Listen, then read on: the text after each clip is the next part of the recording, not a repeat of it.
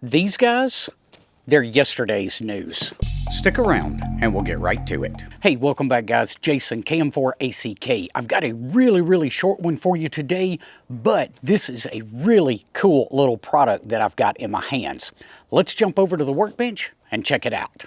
All right, so just on the off chance you haven't seen one of these before, this is a very simple but ingenious little piece of repair kit. You've got a power pole on one side and then these Wago connectors on the other side.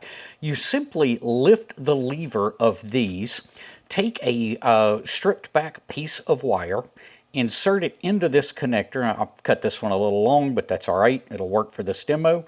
And you close the little piece that you flipped up just a second ago. Now these are locked into place. So it's a really convenient way that we can repair an Anderson power pole without having crimpers or solder or anything else in the field with us. Well, now Ken has come up with an ingenious another type of repair connection.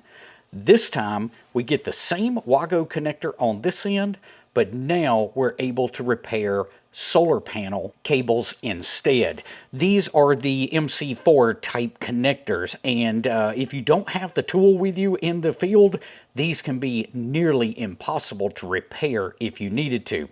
So again, same type connector on this end. We just lift that up, slide the wire in, lock it back down, and it is good. It is secure. Now we have an MC4 connector on the other side. He offers these in both male and female. You will get a pair of them. And for more information, check out Ken's QRZ page.